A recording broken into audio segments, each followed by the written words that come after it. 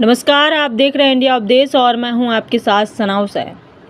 India गठबंधन की संयुक्त प्रेस कॉन्फ्रेंस में कांग्रेस के पूर्व प्रदेश अध्यक्ष व पूर्व सांसद डॉक्टर निर्मल खत्री ने प्रधानमंत्री नरेंद्र मोदी पर जमकर जुबानी हमला किया। कांग्रेस पार्टी के पूर्व प्रदेश अध्यक्ष डॉक्टर निर्मल खत्री ने कहा कि हमारे लिए इतना ज़रूरी नहीं है कि प्रधानमंत्री कौन होगा, बल्कि ये ज़रूरी है कि इस इलेक्शन में इस देश से भारतीय जनता पार्टी और नरेंद्र मोदी को शिकस्त देना ज़रूरी है।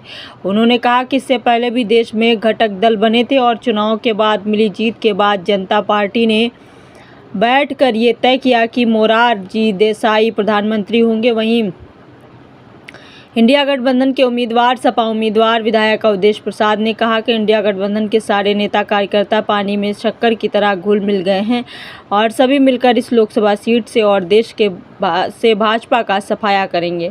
भाजपा संविधान हटाने की बात किए सभी दल और आम जनता मिलकर भाजपा को ही हटा देगी और संविधान को बचाएगी। पत्रकार वार्ता के दौरान बीकापुर विधानसभा से सपा के रनर प्रत्याशी हाजी फिरोज खान गब्बर, सपा के प्रदेश सचिव छोटे लाल यादव, सपा जिला अध्यक्ष पारसनाथ यादव, कांग्रेस पार्टी के जिला अध्यक्ष अखिलेश यादव, सपा नेता जय सिंह राणा, एजाज अहमद और भी कई लोग मौजूद रहे। अयोध्या से ब्यूरो रिपोर्ट।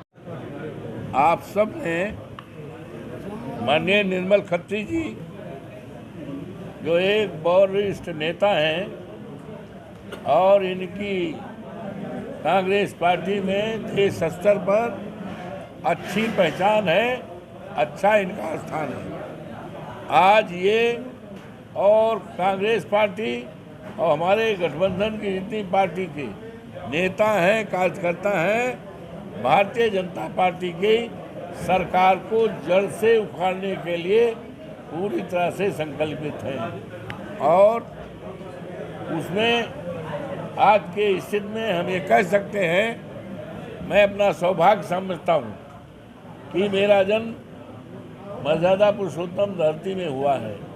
लोगों ने जन जन में ये धारणा हो गई है कि भारतीय जनता पार्टी के उम्मीदवार को हटाना है। क्यों हटाना है कि सब तरह तबाही है, बर्बादी है, उजाड़ा गया है, बर्बाद किया गया है। लोगों के खेत को, जमीन को कौड़ियों के दाम पर लिया गया है, लोगों पर जुर्म ढाया जा रहा है।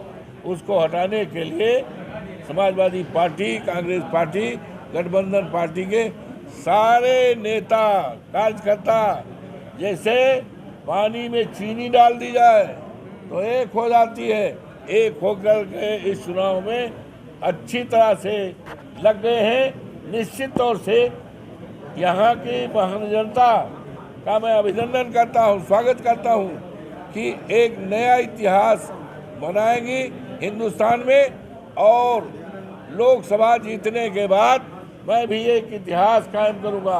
मर्यादा पुरुषोत्तम राम की जो मर्यादाएं हैं उसको पूरा करूँगा और डॉक्टर भीमराव अंबेडकर, डॉक्टर राम मनोहर लोहिया, राष्ट्रपिता महात्मा गांधी और हमारे तमाम माननीय मुलायम सिंह यादव जी, माननीय चौधरी चरण सिंह और देश के तमाम शहीदों का जो सपना था उस सपने को पूरा करूँगा। और भारतीय जनता पार्टी ने जो संविधान हटाने की बात कही है, निश्चित तौर से इस लायक को नहीं रहेंगे। भारतीय जनता पार्टी की सरकार हटेगी और संविधान बचेगा। राम मंदिर जाएंगे? अरे भैया, हम तो यही पैदा भय हैं। राम मंदिर हमारे रोम रोम में है। राम, प्रभु राम हमारे बाबा जो दुनिया में नहीं है, उनका नाम था राम नेवल, हमारे भाई का नाम राम अवध, हमारे मामा का नाम परशुराम। तो राम तो हमारे कण कण में है। तो इसलिए ये हम तो यही पैदा हुए हैं। हम तो पढ़ते थे तो रोजाना सीता रखैया देखते थे, रोजाना देखते थे। हम तो रोजाना दर्शन करते भाई। राम आज के नहीं है, राम अनाज काल से है। राम किसी एक व्यक्ति के नहीं है, किसी एक पार्टी की नहीं है, किसी एक धर्म की नहीं। राम सबके लिए है।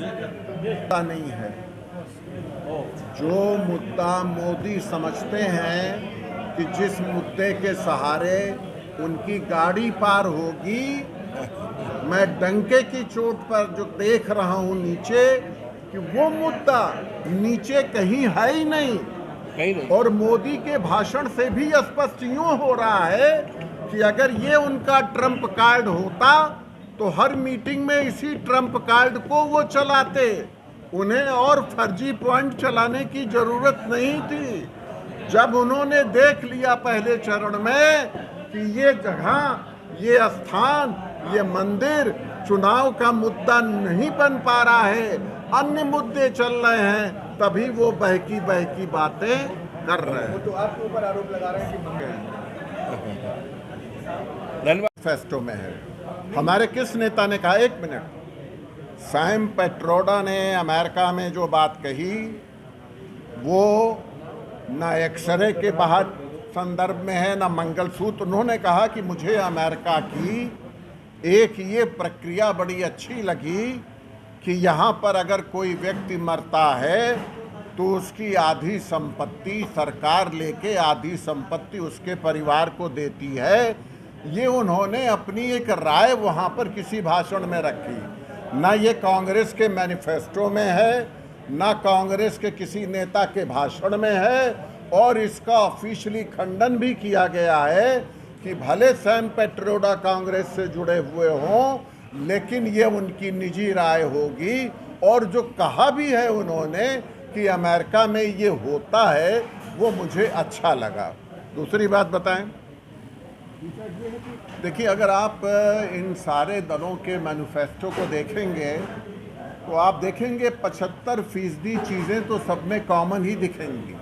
आज अभी अवधेश प्रसाद जी जब बोल रहे थे, समाजवादी पार्टी के मैनिफेस्टो की बात कर रहे थे, उसमें भी कर्ज माफ़ी की बात थी, उसमें भी किसानों के हित की बात थी, उसमें भी महिलाओं के हित की बात थी, उसमें भी नौजवानों के हित की बात थी, पेपर लीक नहीं होने देंगे। कांग्रेस ने उसमें एक चीज़ और जोड़ दी कि अगर किन्हीं कारणों से पेपर लीक होगा तो हम उसका मुआवजा देंगे। तो कॉमन है, और 20-25 चीज़ें अगर परसेंट बचती भी हैं तो मैं समझता हूँ हुकूमत बनाने के बाद उन सारी चीज़ों को हल कर लिया जाएगा। अगर 89 में भारतीय जनता पार्टी, जनसंघ घटक और विश्वनाथ प्रताप सिंह मिल करके जो विपरीत ध्रुवी वाले व्यक्ति थे सरकार बनाते हैं और कॉमन एजेंडे पर आ सकते हैं, तो यहाँ तो सब कॉमन एजेंडे वाले ही दल हैं, इनको कोई परेशानी नहीं होगी। नेक्स्ट, 89 में जब या सन 77 में जब जयप्रकाश जी ने आह्वान किया था कि कांग्रेस पार्टी को हराना है, इंदिरा जी को सत्ता से हटाना है, तो उस समय उस आह्वान में क्या इस बात की चर्चा की गई थी कि कौन प्रधानमंत्री बनेगा? कोई चर्चा नहीं की गई। लेकिन जब जनता पार्टी जीती तो उन्होंने बैठ करके ये तय किया कि मोरारजी देसाई प्रधानमंत्री बनेंगे। तो कोई आवश्यक नहीं है कि हम इलेक्शन के पहले ये घोषणा करें ही कि प्रधानमंत्री कौन बनेगा, मुख्यमंत्री कौन बनेगा। और हमारे लिए लक्ष्य प्रधानमंत्री पद उतना नहीं है जितना मोदी को, भारतीय जनता पार्टी को, इस देश को बचाने के लिए शिकस्त देना है।